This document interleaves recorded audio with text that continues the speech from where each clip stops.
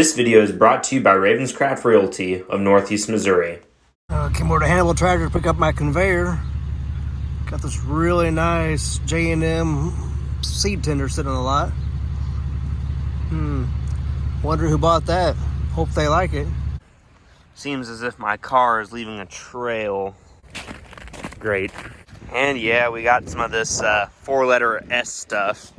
Well, Sensors Lab today was actually kind of fun. We learned about the Doppler effect and how radar sensors are used on tractors. And now we're gonna head to Bradford for a couple hours and then we're gonna get on home. The snow actually hasn't been too bad this morning, but there's been a couple cars off the road on rock quarry up here. So today at Bradford, we are fixing this tractor here. It's got some issues, but we're gonna get her done. It would have been nice to have known that Route H was closed before I got this close to it. It would have been nice to have known earlier so I could take the state blacktop that's back there that would have taken me across the Clarence Cannon Dam instead of going all the way to 61 by Hannibal.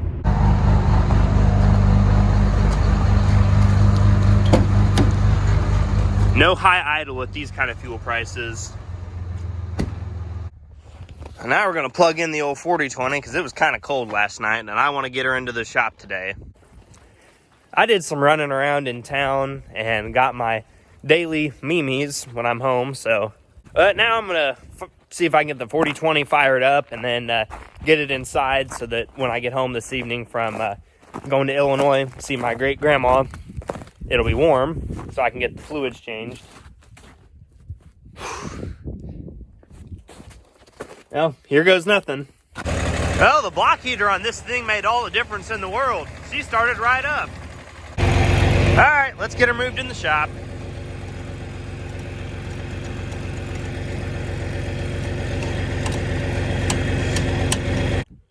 Okay, so I'm not sure what's going on with this thing right now.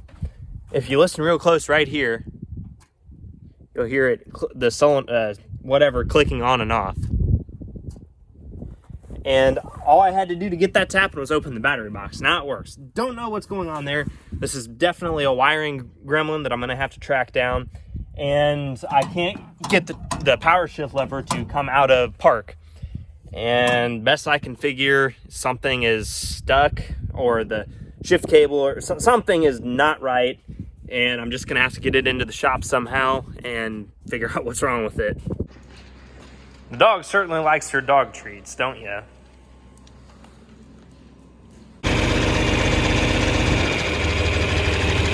It appears as if someone has hit this before because this shaft here doesn't want to go down. Yeah, the parking brake or whatever this is right here is froze up. Doesn't want to do anything. But then when you disconnect that works just fine. So I don't want to run this with it being in park, but I don't really know what to do now. Think you got her?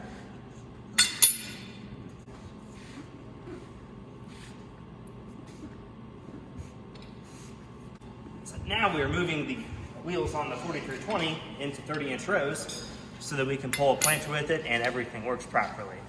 Thank you, Mom, for videoing. I love you. Oh, I'll be darned, the heat lamp on the brake line worked. We are now out of park. Unfortunately, now my mom wants us to leave, so we gotta leave. This afternoon, we went to my great aunt and uncle's, and I kind of forgot that he has a pretty neat tractor here. This is a 1206 turbocharged, and my great uncle bought this brand new in 1968. He said it's 1967, but it sat on the lot for a year before he bought it.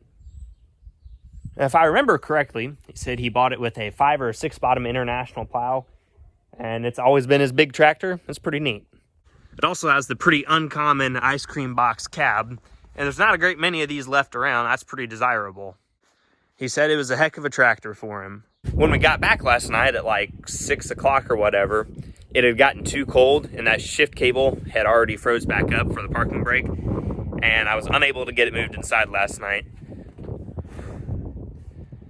And fast forward to this morning, the shift cable is moving mostly freely, and I'm gonna start this thing up and get it in the shop so that I can change the oils this afternoon.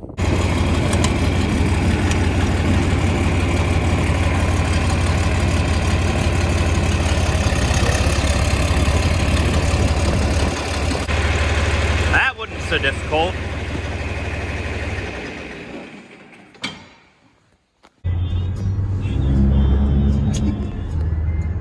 Yep, the rumble strip still works. Here's something on a semi-trailer, it's pretty cool. It's a 4386 International. Well, Dad and I are looking at some of the stuff here in this shed, looking it over and seeing what we need to get ready for spring. There's also gonna be something familiar in the shed from earlier in the video, which is this J&M seat tender. The 7430 has a case of dead battery-itis. Kind of makes me wonder if the 730 has dead batteries or not.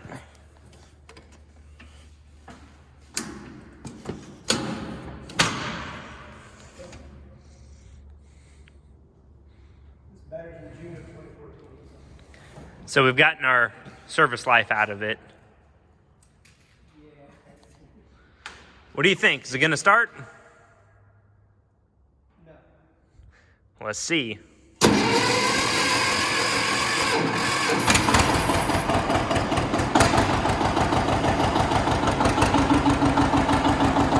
That sound never gets old.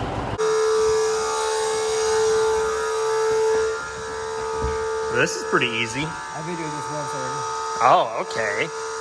When you were at school. Goofing off, buying a 4020. I'm getting the used oil pan pumped out so that I can change the engine oil and the hydraulic oil / transmission oil in my 4020 today. Here goes the first oil change. And yeah, I know the tire back there is low.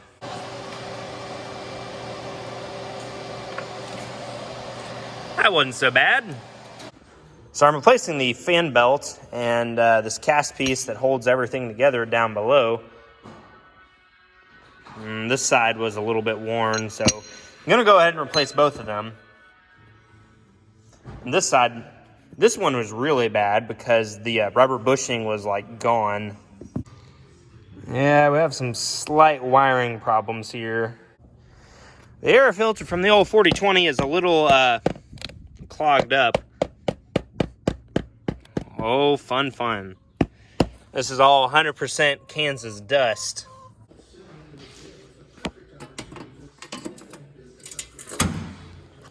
This week, the 4020 is going to be getting new 34-inch rims from the tire place in town. Yes, I know, I looked around for used rims, couldn't find any. The devil you know is better than the devil you don't, so I decided to get new ones. And then like 2 minutes ago, I went to start it, nothing.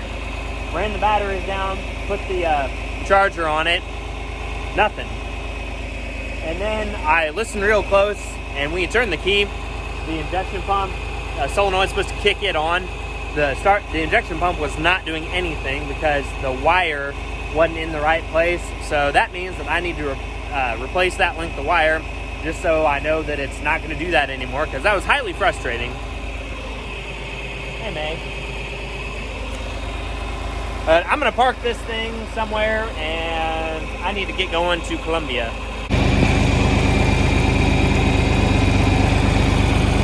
Now that power shift is nice compared to the Synchro.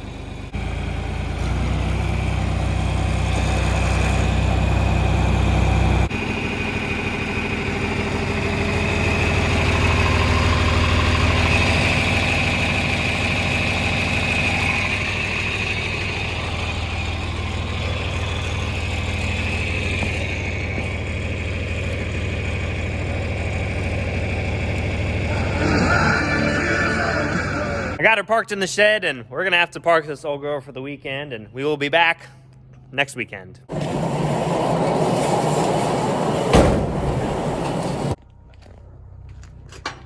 Got our fancy new J&M seed tender. Before I leave, I want to show you guys something special. This may appear to be a normal can of Mellow Yellow, but this is actually a gift to me from 3 of my younger viewers who I go to church with. And I just wanted to tell them thank you very much. Next time I see you at church, I will thank you in person. I appreciate everyone who watches these videos. What I do and how I operate my farm now would be very different without all of you. And there's definitely some new faces around after the 40-20 video. So if you're new, hello. And if you've made it this far, thanks for watching. Given how special this mellow yellow is, I think it's going to wait for a very, very special occasion. I have to put it behind the 3-year-old peach tea so that nobody else drinks it. On the 4320 front, we finally got the axle mounts for the duals on, and this wheel is also slid into 30-inch rows like the other one. And come to find out, this axle is actually 3.5 inches longer than the other side. Why it's like that, nobody knows. This tractor came from California, and it's probably put together from a couple different 4320s. And I was putting in the new tack that I bought for this tractor, and I didn't pay attention to the size of the bolts that hold it in, and I accidentally put the longer bolt in the shorter hole and promptly snapped it off. So now it's only going to be held in by 3 bolts. I was going to change the hydraulic oil in the 4020 this weekend, but apparently you need a 1/2-inch Allen wrench to get the drain plug out and pull the little hydraulic filter kind of screen deal. And I don't have one of those, but I'm going to next week. I also did not get the fuel filters changed because apparently you need 2 of them, and Side Stricker only had 1. So that's going to have to wait. I actually may hold off on changing the fuel filters on the 4020 because I'd like to convert the fuel filters on that tractor to this glass box kind of style that's on the 4320 and some of the later tractors.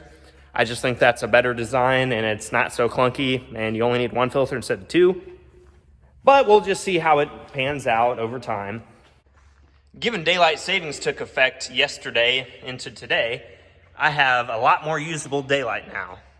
The 1795 and the 8345R are also in here because Dad was working on the planter today, and he changed the oil in the 345R. That's it here for the shop for this weekend. I'm going to step outside here and see how the Goldinger Farms livestock division is doing. And it looks like everything is on the up and up over here. You know, some weekends I'm ready to go back to Columbia, but this isn't one of those. It's nice enough now that I'm like, all right, let's get work on stuff and get ready to farm. But still got class tomorrow, still have to go to work tomorrow. So I'm going to head back, and thank you all for watching. And if you liked it, you should subscribe. I'd appreciate it. And if you want to ask me a question, put it down in the comments. I'm a pretty open book. And I will catch you all on the next one. Take care.